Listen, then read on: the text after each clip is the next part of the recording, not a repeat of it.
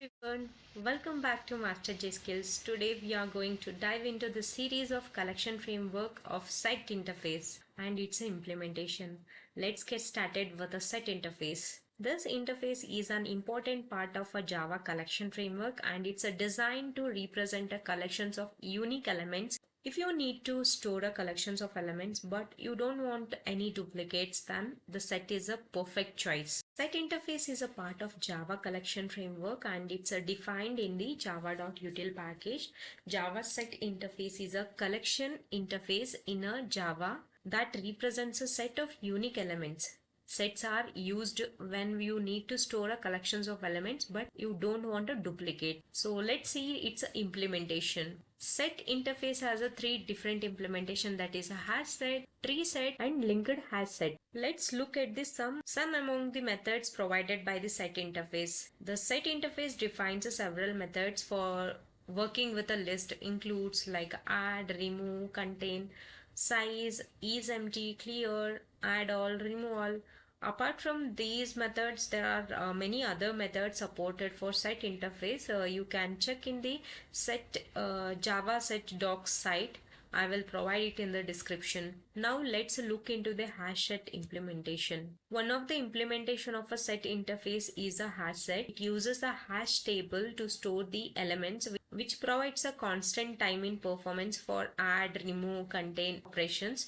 This implementation does not maintain the order of element, which makes it useful when the order is not imported. HashSet is one of the implementation of a set interface in Java. It uses a hash table to store the elements, which provides a constant time performance for add, remove and contains operation. HashSet does not maintain the order of elements. HashSet does not allow duplicates and values are stored in an unsorted random order and will not be in the same order as inserted.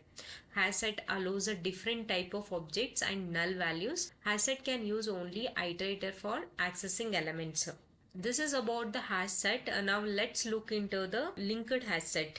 LinkedHashSet implementation is another implementation of a set interface.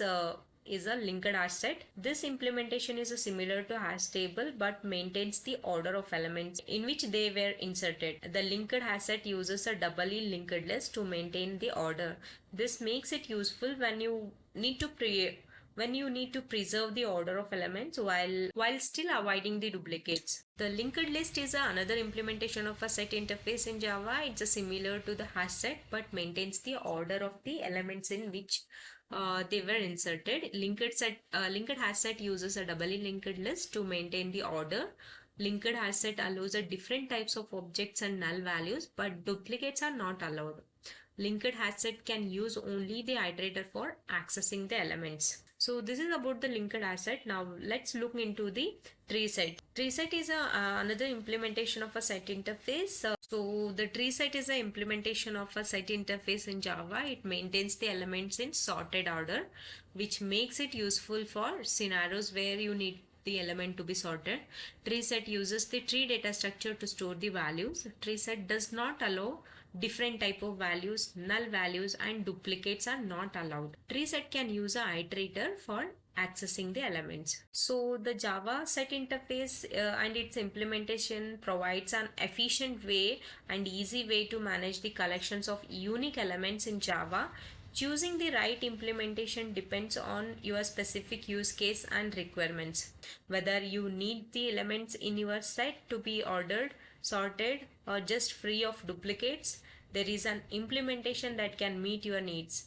By using these interfaces in your code, you can write an efficient and reliable program that take advantage of a power of Java collections. So that's a brief overview of a Java collection framework set interface. If you have any doubts, please drop in the comment box. Thanks for watching this tutorial. I hope you have found it informative and helpful. If you want to learn more about the Java collection framework, be sure to check out my playlist of a Java collection tutorial by clicking the link in the description below. Don't forget to subscribe to my channel for more such great content, and if you found this video as helpful, please give me a thumbs up, and thanks again for watching, and I will see you in the next video.